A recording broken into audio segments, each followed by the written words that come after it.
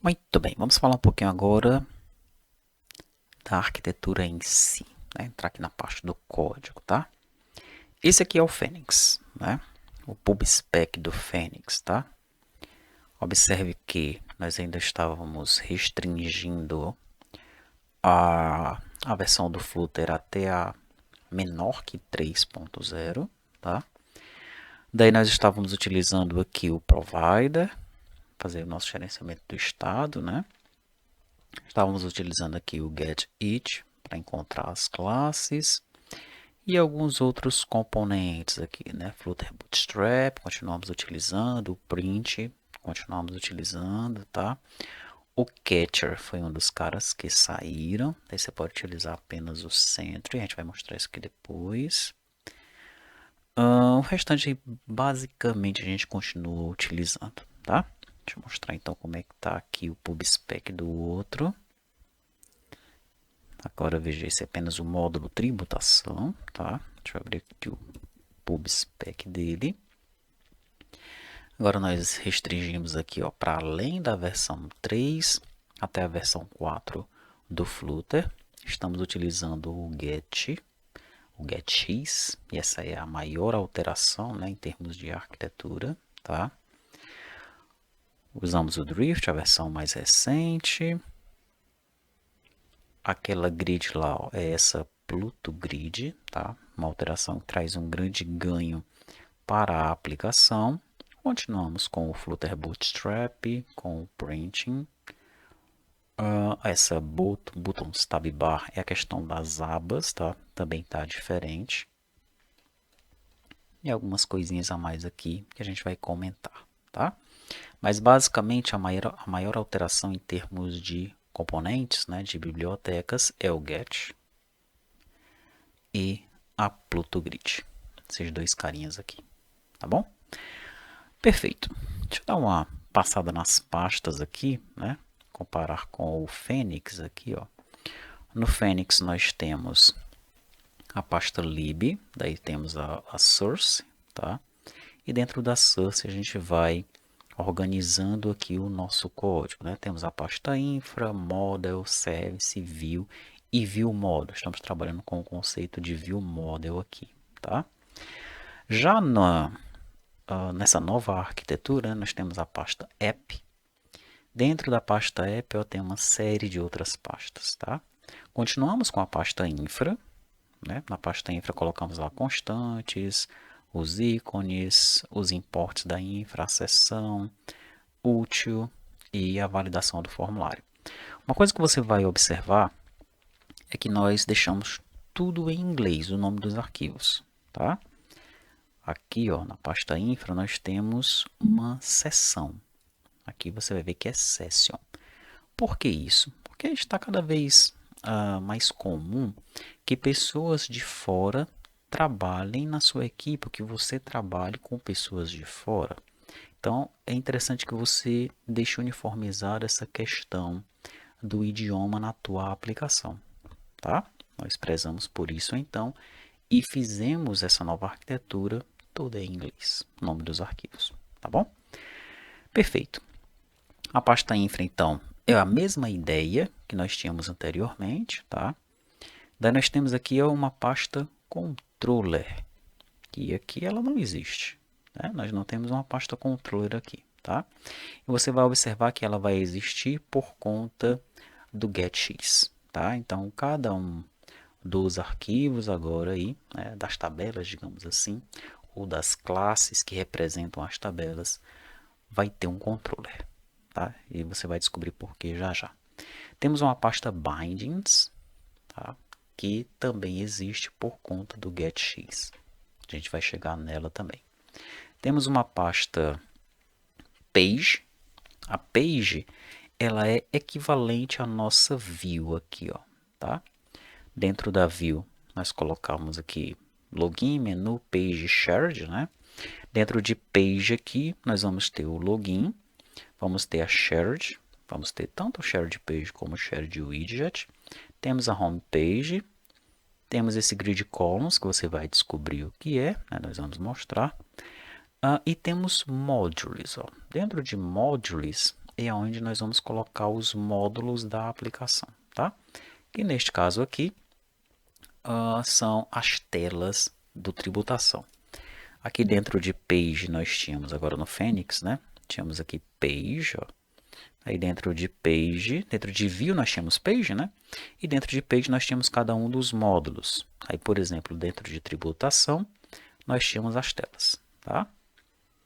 Aqui é bem parecido, só que nós temos agora Page, módulos, e dentro de módulos nós vamos ter cada uma das telas, tá? Então, por exemplo, aqui na tela Grupo Tributário tem dois arquivos, né? Tem o List Page e o Edit Page. Assim como aqui, ó, Grupo Tributário tem o Lista Page e o Persist Page, tá? Já no Configura o FGT, nós temos 1, 2, 3, 4, 5, 6, 7, 8 arquivos aqui na arquitetura anterior. E nessa, no Configura o FGT, 1, 2, 3, 4, 5, 6, 7, 8 também. Então, a ideia é bem parecida em termos das páginas ali, tá? Nós vamos ter uma página de listagem, uma página de edição. Elas estão ligeiramente diferentes, né? E o código está bem diferente porque toda a lógica de negócio, né, foi passada para um controller. Tá? Então, vai ser bem mais simples de você desenvolver e manter esse código aqui, tá? Depois de page nós temos as rotas, tá? Então aqui, ó, a gente vai mostrar isso aqui certinho, né? Por conta do getX, nós criamos as rotas dentro desses arquivos aqui, tá? E aí ele vai facilmente encontrar as rotas para a gente. E temos aqui translations. O que será isso? O sistema ele já conta aqui, ele funciona automaticamente em 3 idiomas diferentes: português, inglês e espanhol, tá? Já está tudo traduzido, ó. Então, quando um colega de fora aí for rodar a aplicação, na Argentina, por exemplo, né, ela já vai aparecer em espanhol. Se no seu dispositivo Android você tiver configurado ele para inglês, tudo da aplicação vai aparecer em inglês, tá? Então, essa parte da internacionalização já está funcionando 100%. E também foi algo que o GetX trouxe para a gente. Tranquilo? Essa então é a arquitetura. Tem uma coisa mais interessante que ainda interessante para mostrar. Não que seja mais interessante, mas que ainda é interessante que se mostre, tá? Antes de a gente começar a destrinchar esse código aqui. Eu tenho essa pasta data, né? Veja que nós não vimos a pasta model ainda, tá? Dentro da pasta data, eu tenho domain, model, provider e repository, tá? Eu não tenho mais o service aqui, ok? Eu vou ter um repository e um provider, tá? Dentro da pasta domain, eu vou criar os domains, os domínios, né? Que são aquelas informações, aqueles dados que nós colocamos no banco de dados apenas com uma letra ou com um número, mas eu preciso mostrar para o usuário de uma maneira diferente, tá? Por exemplo, no banco de dados eu armazenei 0, mas para o usuário eu tenho que mostrar percentual. No banco de dados está 1, mas para o usuário eu mostro unidade, tá? São essas classes aqui que vão fazer esse controle, né? Anteriormente nós estávamos fazendo isso dentro do model, tá? Quando nós trabalhávamos ali só com o Fênix, né? E quando trabalhamos com o Pegasus PDV, nós fizemos isso dentro do DAO. Nós aplicávamos os domain, tirávamos os domain dentro do DAO. Agora nós temos uma classe separada para controlar esses domains, tá bom? Daí nós temos o model, aí sim, ó, mesma questão dos models aqui, tá? Transiente eu tenho o filter e o result JSON error, mesma coisa que a gente já tinha feito anteriormente. E aqui você vai ver que o model, né, ele é bem parecido com o que nós tínhamos feito. Deixa eu abrir o Cofins, por exemplo, tá? Nós temos ali os atributos, depois nós temos o construtor, as colunas e os campos, um from JSON, um to JSON, um objeto em code JSON, aí temos alguma coisinha nova aqui por baixo, ó, tá? Temos o método clone e o Pluto Row to Object, que você vai descobrir já já o que é, quando a gente começar a destrinchar o código, tá? Além do model, nós temos o provider e temos o repository. O repository, deixa eu abrir, por exemplo, aqui o grupo tributário repository. O repository ele vai fazer o papel que fazia a nossa view model, tá? Sendo que aqui eu vou fazer um teste se eu estou usando um banco de dados local ou não, tá? Se eu estiver usando o banco de dados local, eu chamo o Drift. Se não, eu chamo a API. Como assim, banco de dados local? Automaticamente todos os módulos, veja só, automaticamente todos os módulos nessa arquitetura poderão rodar ou local ou via API.